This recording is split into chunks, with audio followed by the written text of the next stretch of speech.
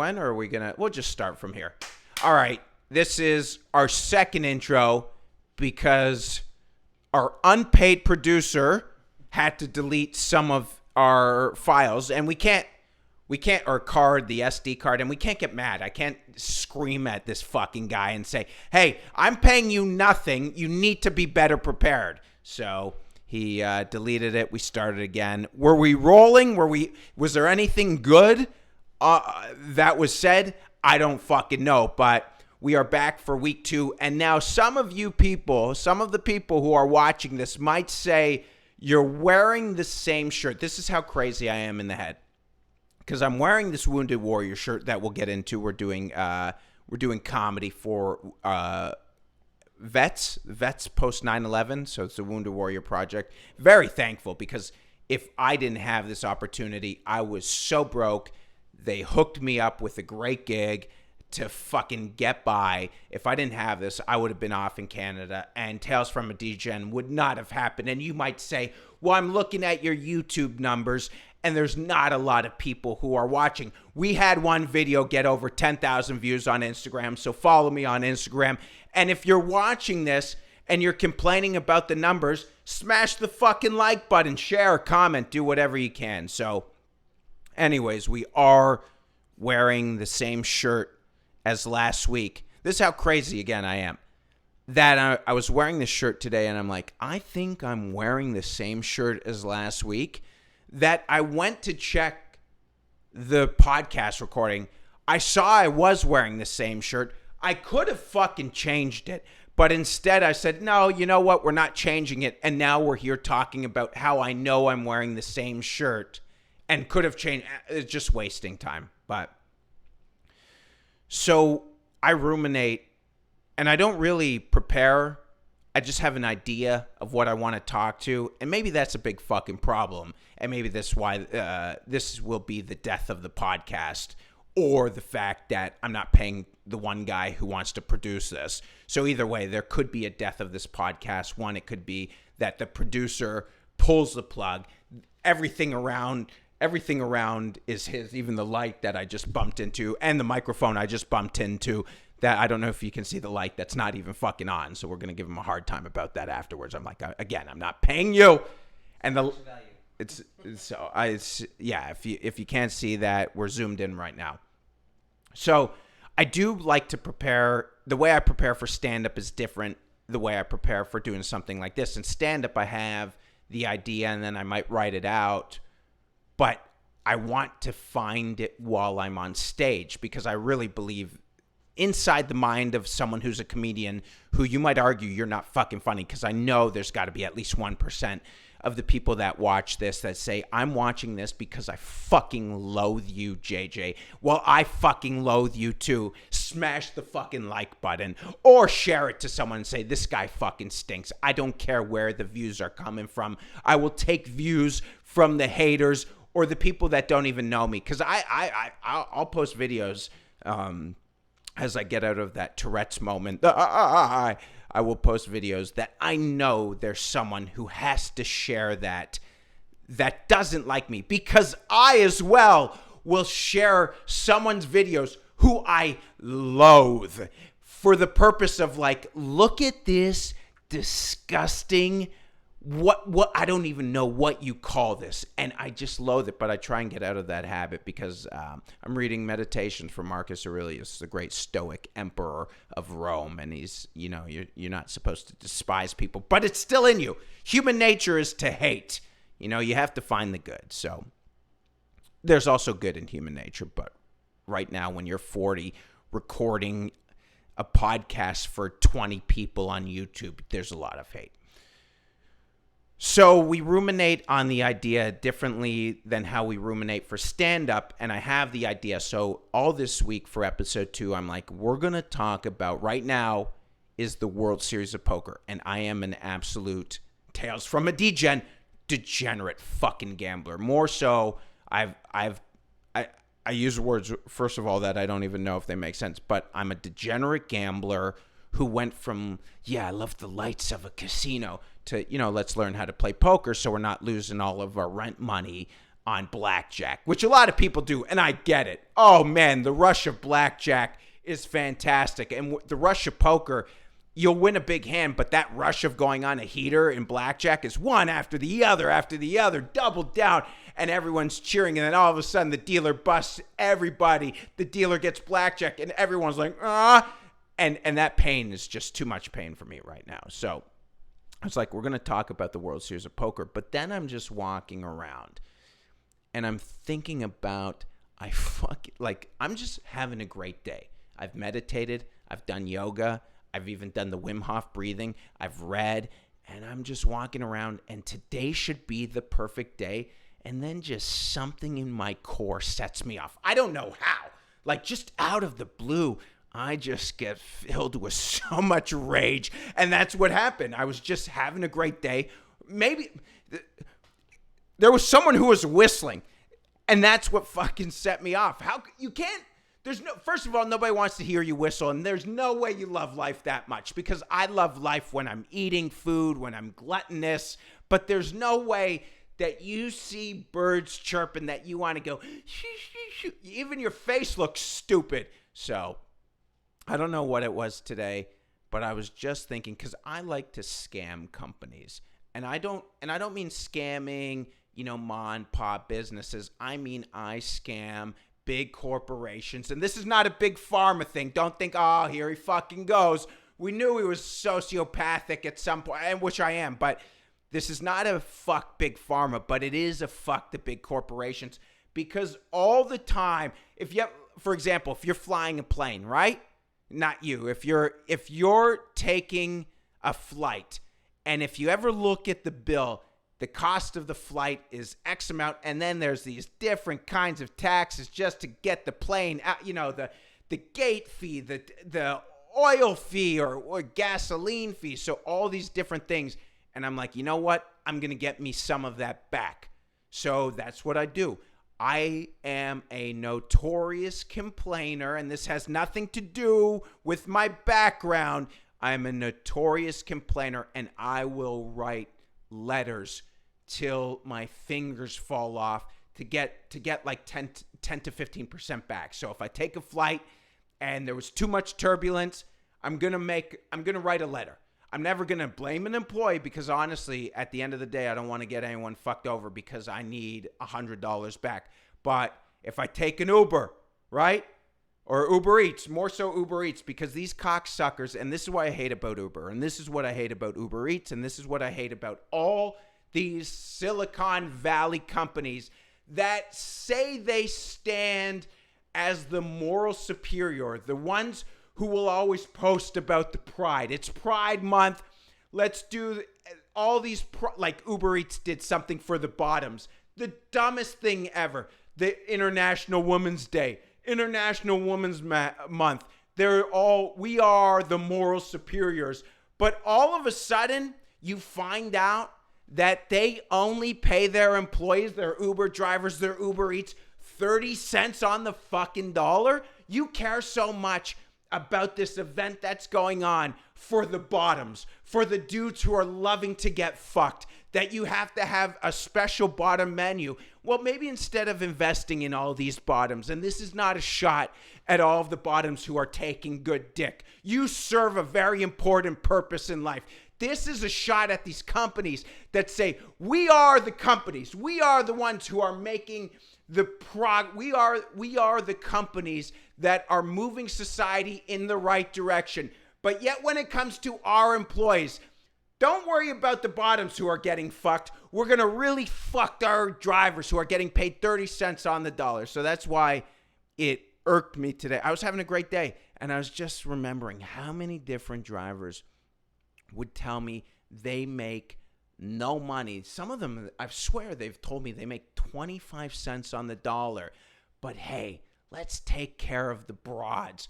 Let's take care of the black-owned, and this is not a shot at race or women or anything like that, because this could turn out bad. This is actually not getting in any clips. This is on the YouTube channel. But no, let's take care of all these companies that work with us, but they don't take care of those women drivers. They don't take care of those black drivers. They don't take care of the minorities, the gay driver. They don't take care of their own employees. It's what we used to call in baseball the guy on the team who's total eyewash. The laziest person on the team. This isn't college baseball. Everyone's fighting to get playing time. But then all of a sudden, the laziest person does nothing, never stays after games, doesn't take extra batting practice, doesn't take extra ground balls to get better defensively. But then all of a sudden, the coach is talking over here, turns around, and then just starts doing this stretching like, fucking eyewash. And that's what these companies are. Eyewash. As soon as it's Pride Month, let's take care of the bottoms. What about the fucking tops who are given the good dick? What about them? I didn't see any top menu, and that's a personal vendetta I have. But so that's kind of what was really upsetting me. Well, it wasn't really upsetting me. I don't care that much. But my point is, if I get Uber Eats and the food was a little cold, they don't dock the restaurants. They don't dock the drivers. So, for instance, I ordered Milk Bar, and I got a slice of cake and a shake like a fatty does, and it was $24. It was like $19 plus I tip 20-something%.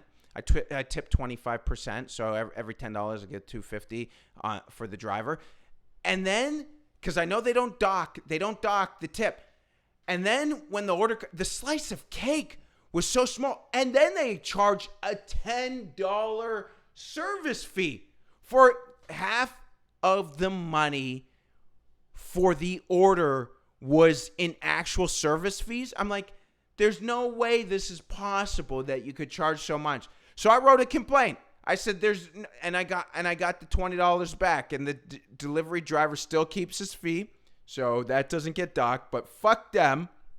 And fuck these big companies like Milk Bar.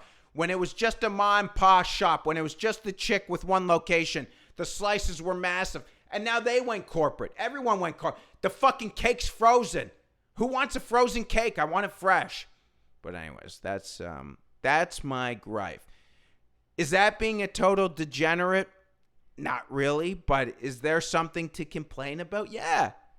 Is this going to be one of your top episodes, JJ? Definitely not. Probably should we have talked about poker? After yelling about Uber Eats and bottoms who have a bottom menu, I probably think we should have talked about degenerate gamblers. But we can always talk about it. I wanted to save the degenerate gambler episode when I have other degenerate gamblers, because I want to know how they get into it. Because I have a backstory. Again, I was a broke college kid, and I wanted to make money, and I had no skills to offer. So what do if you don't have money and you have no skills to offer? You fucking gamble. And what do you do if you have a lot of money and you have skills to offer? You fucking gamble, because that's what you do on both ends of the spectrum. And that's what brings people together. Because if you go to the pit, if you go to the poker room, if you go to the blackjack pit, the dice, you have all forms of humanity. It's the greatest place in the world. You have gay, you have straight, you have women, you have men, you have white, you have black, you have everything. And it's all brought together by the hope of beating the casino, which is never, ever going to happen. You have no chance, and that's why I learned you cannot play the pit games unless you're sick in the head or you have too much money. If you have too much money, you go play the pit games. If you are a sick human being in the head and you are trying to get out of whatever situation you're in, you put you put your card in the slot machine and you just pull and you just look through the machine. Because if you ever look at those machines, it's the 1,000-yard stare. They're not even looking at the numbers. They're just pulling. They're pulling. They're hypnotized by the lights, the numbers, and you're never going to win. And and then finally someone wins. You honestly don't want to win. You want to lose your first time because it sucks so much when you realize I brought $1,000 to Vegas and I'm here for 4 days and I've lost 80% of my roll on the first day. Or you do what I do when I first started playing poker, 2005, I'm in Sioux City, Iowa. I have $200 to my name. I lose it in one hand over playing pocket jacks. What do? I pawn my gold necklace. I pawn my gold necklace for $40 that my dead stepfather left for me. And I could have saved that money for the next week to be able to afford Wendy's every day for $5. Because it's like Sioux City, Iowa, where $5 in Sioux City, Iowa at a Wendy's get you their top-notch deals. I don't know what it is. Whatever Happy Meal or whatever bullshit. Whatever Wendy fucking calls it. I could have just saved the money. Or what a true degenerate does, I went back to the fucking riverboat and I gambled that $40 because you only needed $30 to buy in because it was a 1-3 where the $3 big blind, you only needed $30, 10 times the big blind. And I lost all that money again. And why did I do that? Because the riverboat had an area behind the poker room that you got free Sundays. So I knew I could double this money and use that to get big ticket items at Wendy's, or I could go broke and I'll be eating ice cream as a 25-year-old every day for the next 4 days, which is fucking fine. I'm 40. I could eat ice cream every day. But the truth is, even if I doubled it to $60, I would have just continued playing until I lost, because that's what a degenerate does. But anyways, we found it. We found the true fucking degenerate. We were complaining about Uber Eats. And if you made it this far, you yourself are probably some sort of degenerate to find this part of the podcast, because who fucking listens? How long did I rant? 15 minutes on Uber Eats? That can't be a 15-minute rant. A little bit under. So yeah, there's no reason that an Uber Eats rants last more than 60 seconds. But anyways, this was, and we will get more into the poker when we have poker guests or other people who love to play poker. But this is fun. We have something. Is it going to ever sprout into a beanstalk? Maybe not. But is it a bean right now? Isn't that how it happened with Jack and the Beanstalk? A bean turns into a bean. 3 magic beans. This is a fucking magic bean. Or it could be a shit legume. I don't know if that's the fruit, right? That's maybe. Anyways, if you have made it this far, comment, like, share it. And I know some of you are such degenerates that you only have like 10 to 15 other people that watch your shit, but still share it, because we are going to build a following of true degenerates. Like Doug Stanhope once said, he showed up at one of his shows, and outside of a venue, beside his venue, was this lineup of lunatics. And he was like, ugh, I wouldn't want to be, something in the lines, I wouldn't want to be going there. And then he realized it was his fans. And that's what I want. I want to show up to a place where I'm like, oh my God, who are these people lined up to see what psycho's performing there? And then they see me and they get so excited. Oh yeah, this is the fan base I've obviously cultivated. So that is my desire, to get that.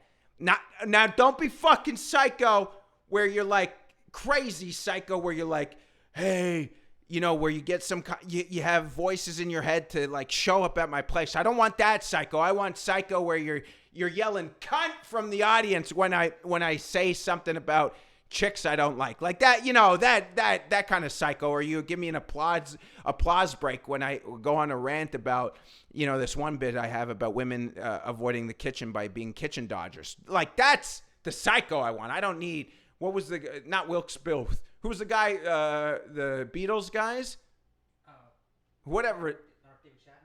Chapman. Yeah, we don't need those psychos. If you're that fucking psycho, I don't know. I mean, hey, hey, I like, you got great hair. But anyways, we are trying to build a unique experience for everyone, because the truth is, like, I know what it's like. I lived in that corporate world for years. I was working telesales, and I hated that, and I hated how fake and phony people were. So hopefully this is at least a place where people can come, feel comfortable, be honest, just not Mark David Chapman honest. We don't need that. Anyways, have a great fucking week. We'll get this out there, and we'll get some guests soon, but we have more stories. And thank you everyone who is subscribing and sharing this podcast. We are out, like Jim Rome. At least we got something.